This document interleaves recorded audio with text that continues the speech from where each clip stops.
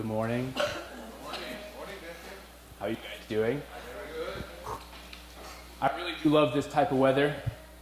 Oh, Are you all with me? No, just me? It's nice. It's cool. The rain is coming down. It's nice and dark. It's wonderful to stay in bed and read, cuddle up with a good book, and nice tea or coffee. Whew. Coming to Sunday service a little more difficult in this type of weather. I got up and I was driving this morning, and usually I'm listening to an audiobook or music or, thinking about something. Not this morning. I just drove, not thinking about anything. You ever do that? Just drive, not think about anything. And before you know it, I was here, and I realized, it is difficult to get the Spirit moving in times in the rain, But that's why we're here, to get the Spirit moving. I really did like, do all of you know the song Journey, the third song? You guys all know? It's a beautiful song, beautiful song. We always sing it at workshops at the end. It's usually the closing song. It's a beautiful song, right? It was written for a second-gen brother that passed away, and one of his closest friends wrote this song for him, to remind people of just what it means to be brothers and together, and no matter where you are, just to be friends of faith, brothers of faith, sisters of faith. It's always this nice kind of song to really end off a workshop where we're all there together. So it's always, for me, it's always a nice song to listen to. Always that last key, or when we go into the bridge and we have to try to figure out how to make that transition. Never goes well, no matter how hard we try. But I thought that was beautiful this morning. You guys did well. Thank you. Let's give them a round of applause. So I just want to remind everyone, next week, we will have Sunday service where? Good. Reading my newsletters, that's what I like to hear. We're going to be having a regional service at Belvedere with Springfest afterwards. You do not have to stay for Springfest, but I encourage you to be there because it's a good opportunity to spend time with your brothers and sisters from other communities. It's good to sometimes, once in a while say hi, see how they're doing, and hopefully it's nicer weather so we can spend some good time outside. Anyways, I just want to encourage you all to go. I know it's a bit far, but if I can do it, you can do it. Okay? But I do want to encourage you all and just remind you, if you do need a ride or any need help to get there, fill out the form in the newsletter, okay?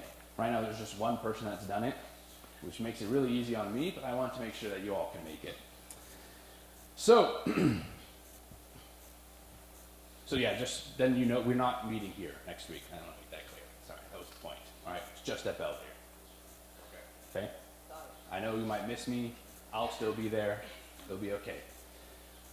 So last week I talked about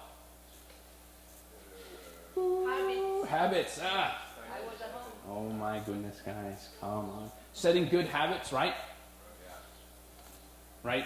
Getting in rhythm with God, making sure that what you're doing naturally and how you're responding to people, how you're waking up in the morning, it's centered on God. So you all practiced that this week, right? Good. Thought about it a little bit. I thought about it a little bit. Whew.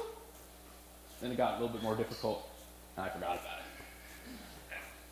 But I want to continue on with this kind of mindset of really setting up habits, right? This internal nature that we have that makes us respond well or altruistically. And I realize we have already this guide inside of us that helps us move us forward, right? A little voice in the back of our head that pushes us to do good, our conscience, right? Our original mind. You guys know about this? Good stuff, right? We have an original mind that likes to push us forward, guide us in the right direction. Oftentimes, it's very quiet.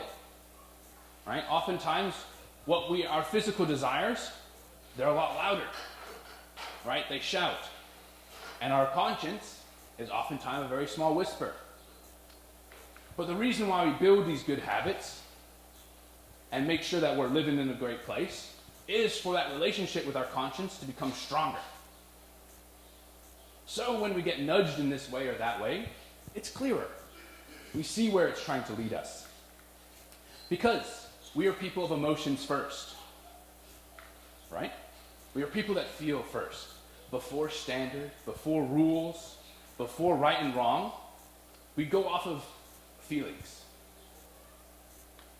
Before we figure things out and understand things intellectually, we usually do things based off of feelings. Eventually we train and we get our feelings to react in the right way, but that's how we are, naturally as humans.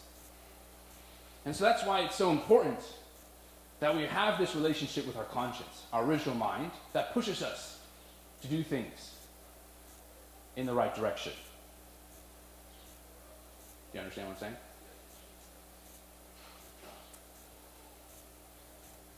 Right? Our conscience tells us what to do between comfort and growth. Right? What is comfortable and what will make us grow? What is selfish and what is unselfish? What is loving? Right? What is egotistical or what has humility? And it helps us understand the direction that we go.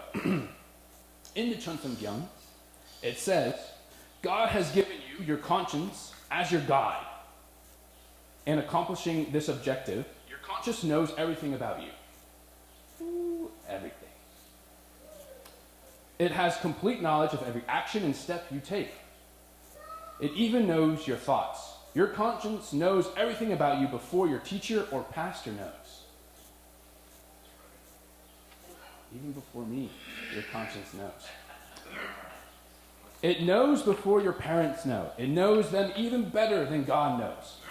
So place your conscience in God's position over your life and go the way of absolute obedience of high noon settlement, whereby your life casts no shadows.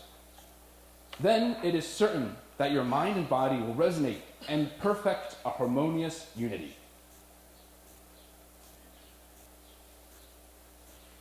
Your conscience will guide you to live a life with no shadows. And I realize, oftentimes, we don't listen to our conscience, right? It is quiet. I had a very, I was thinking of testimony, what were times that I followed my conscience that made me do something really cool? All the times I remember is when I ignored my conscience, and I knew that it was telling me to do something, and I did not listen. And I was like, ooh, this is not a good example, so I won't say anything. But often, right, we don't follow our conscience. But that does not make you a bad person. Because we don't follow our conscience, oftentimes because we have a fear of something. We have something that we're ashamed of. We have something that is blocking us, right? A shadow that is holding us back from really moving forward and following that conscience. Whatever it might be, we all have different things. It comes up in different ways. But these shadows, these fears, are the things that block us, that get in the way from having a clear relationship with this internal guide. You understand what I'm saying? That's why it is very important to live a life where these shadows are under control or they don't exist. Right? This high noon settlement. You guys all know this program, High Noon. Right? Great organization, great programs. Do a lot to really encourage us. Right? Encourage us in our life to live a life where there is nothing that we're ashamed of. Nothing that we're fearful of, that we can live free. And this is why it's so important to have this opportunity, or to have opportunities, to somehow let go of those shadows, to cast light on them. But there is nothing more difficult than being able to build a habit of doing that. Right? Because our shadows are really warm and cozy and comfortable. Like our beds on a rainy day. Right? It's very difficult to move away from that. Because it's very confronting. And it makes you look at yourself, and it pushes yourself to do things that are not comfortable. Do things that are difficult. And I realize here we are. I didn't set a timer, so I'm going to go for 4 hours today. Get comfortable. Just kidding. I realize in my position, in our positions here, we need to support each other in this move, in this aspect. We need to be here for each other. Because the first step in overcoming our shadows is what?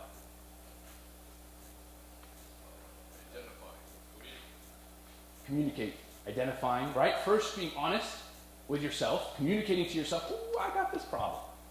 I realize I have this fear when I'm dealt in this situation. I realize I react in this certain way.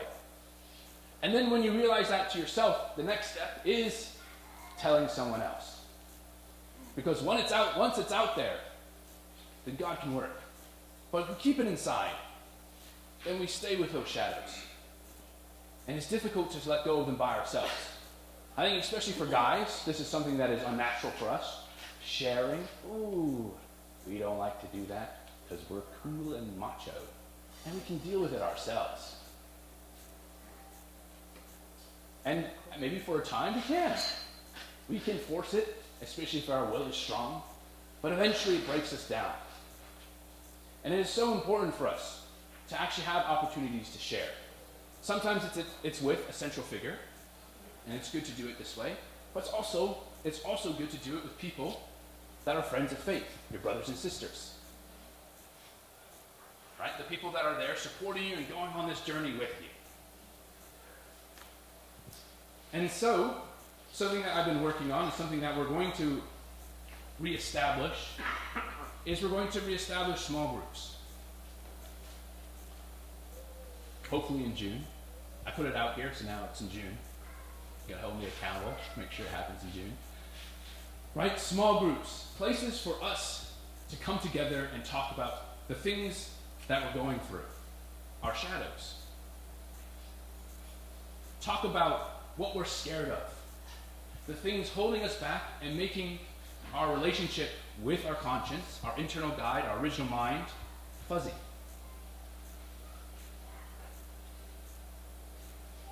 It's not to be a place where naturally, you feel, oh, I can't, I don't want them to look at me any differently. Because I'm going to be honest, they're probably not. I think we have this fear that people will judge us. Especially people usually in positions like mine. Or if you are in the movement and you feel like you have to show a face and show off, I'm a good unificationist. I show up to church, my prayer life is amazing, my relationship with God is flawless, I have no doubts. We fall into that trap of thinking if I share any weakness, then people will judge me for that. They'll look at me differently. But this is not necessarily the case. Honestly, it is ourselves that are looking ourselves at that. Because we know we have an original mind, a conscience that's pushing us to do better.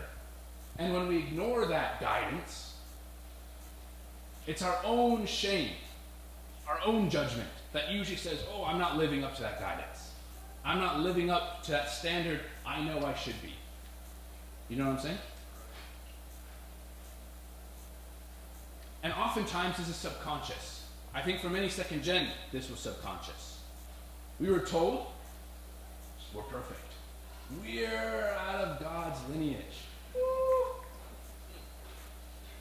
Right? Then all of a sudden, we did not live up to that perfection. I remember when I was witnessing in Albania, there weren't any second gen at that time, or there were a few, but they were babies, so they never really had experiences of us grown-up second gen. And a big shocker to them was how difficult it was to actually hang out or be with us, and how unperfect we were. Especially people from America like me who like to speak their mind and be, when I didn't agree with something, they struggled and they're like, wow, what are we doing? This person's supposed to be perfect. This person is supposed to be an example of what God looks like. And here I am whining about doing the dishes and waking up in the morning, They're like, well, that didn't make no sense. And I know a lot of my brothers and sisters, they struggled with this. this perfection that we had to live up to. And honestly, we figured out pretty quickly it's not the case, and people stopped to judge, but yet the judgment that we gave ourselves often is the strongest and the most difficult to let go of. But even for everybody, this is the case. When we have something that is holding us back, we have this guilty shame. It's very difficult to let that go and be free in living our life. But that's why we do have to build a habit of being open, of sharing, of talking about the things that we are struggling with, the things that we have doubt with. And it's difficult to do and not maybe appropriate to do in settings like this in front of everybody. But that's why we're going to create small groups that will help us go deeper, that will be in a more intimate setting, a smaller setting, a place where we can start to share and dive deeper into our own lives of faith. You guys, all your lives of faith, or a lot of your guys' lives of faith, are a lot longer and deeper than mine. I know this.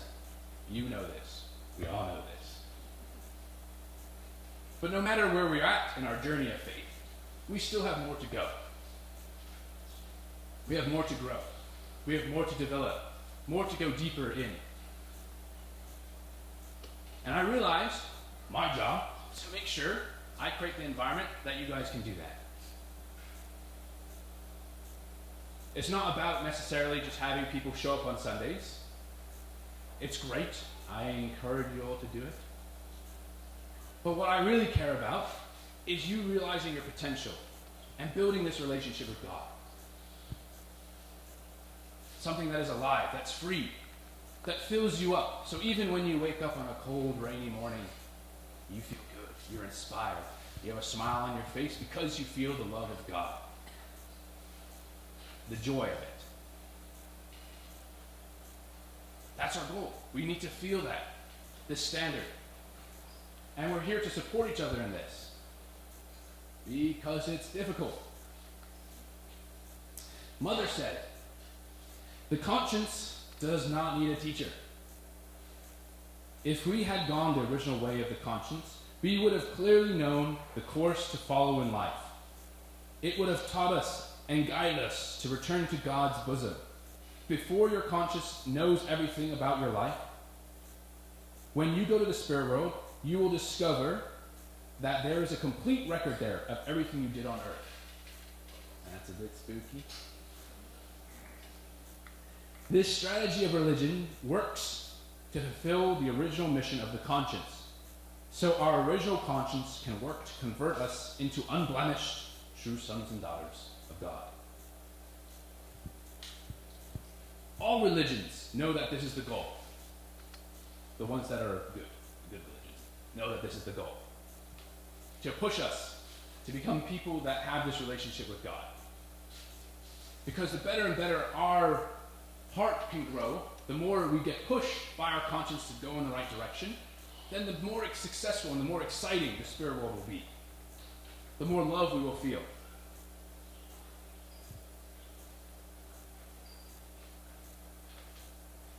The conscience is not there to shame us. It is to guide us toward becoming the person God created us to be. And I think this is something that's difficult for us to let go. We feel that sometimes the standard that we know of is scary and so daunting that when we don't live up to it and we don't do the right thing, we feel that guilt, we feel that shame. And that's why it's so important for us to talk about it. Because the more that we're free to talk about it, then God can flow in. The spirit world can work. And we can move forward and be guided. So, when we announce these small groups, well, I'm announcing them, but when we open it up, we're not going to assign necessarily you to a small group. We're going to ask you to join this. And we'll try to put you in a group that is good for you. But I encourage you all to join. To have that time. And it might be difficult and it'll be hard to find time in your schedules. But this is what is important. We need to talk about the things so that we can go deeper. Go deeper in our lives of faith. Overcome our shadows.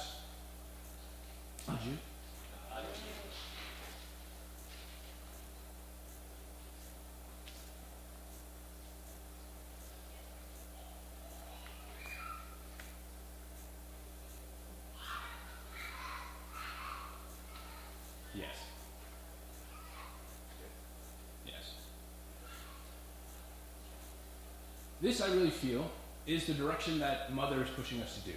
The direction that the church is really trying to find out, right? Mother created the Chunchimwan. You guys all know about this, right?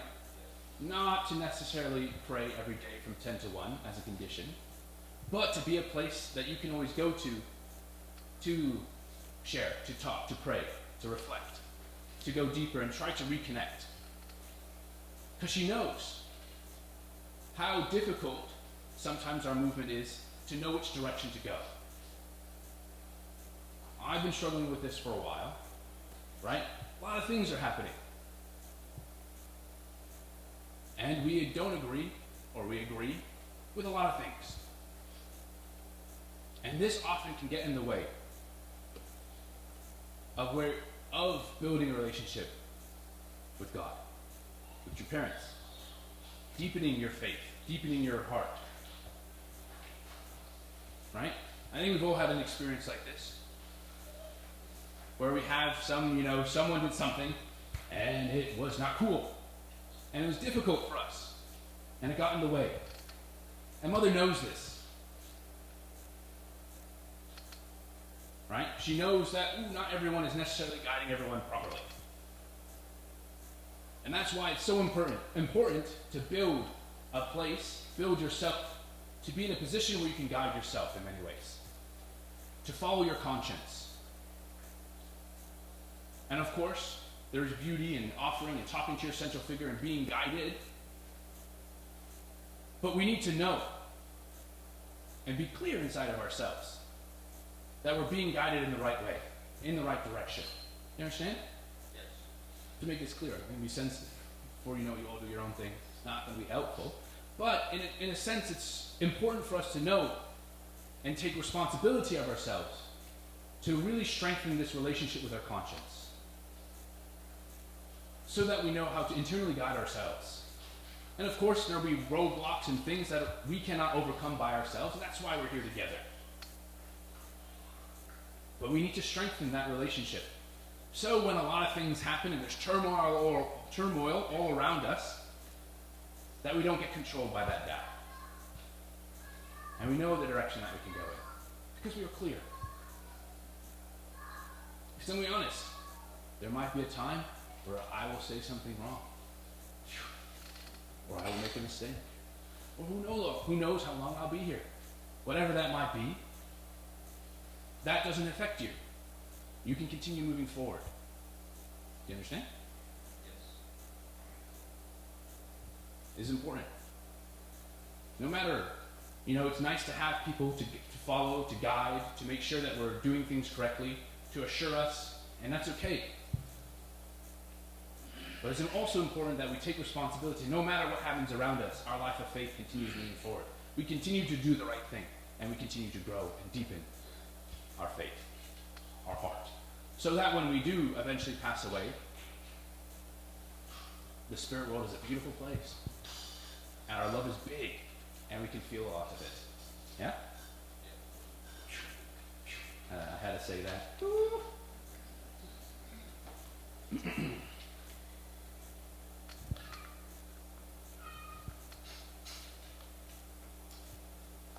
We're always here to grow and continue to grow, and I want to help you, and I want to be here with you and support each other in doing this. We're still moving forward. I know we can feel exhausted, and there's a lot happening. And some of us have a lot of hurt and a lot of pain. But I want to build a place that we can share, that we can start to feel alive again. That's what our community should be. A place that healing can happen, and we can continue moving forward no matter what is happening. All right? That's what we have to build together. Because no matter what I can do, it's not me by myself.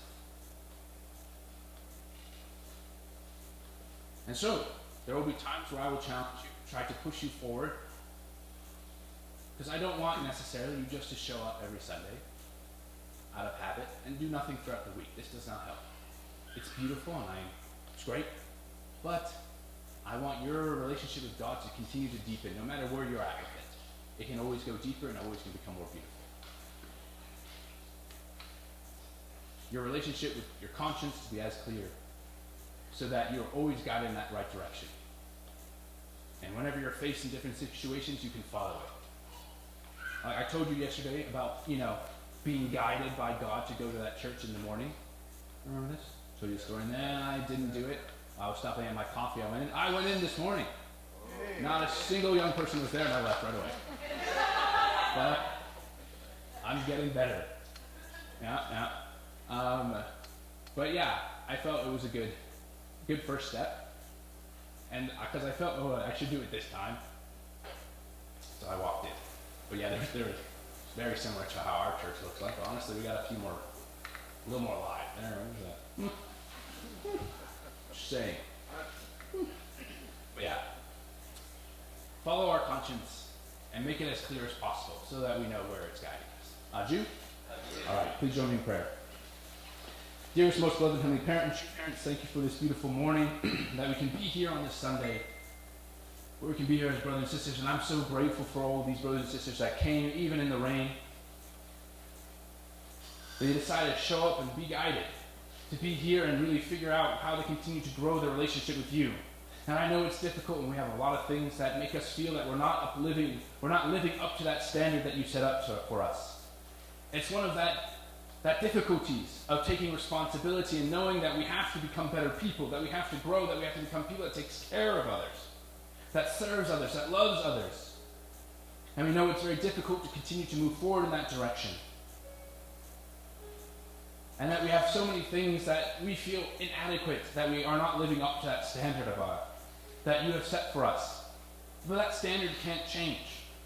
The only thing that can is us, and we know that it is a growth, that we're here growing. We have the entire society, the culture of this world that is pushing against us.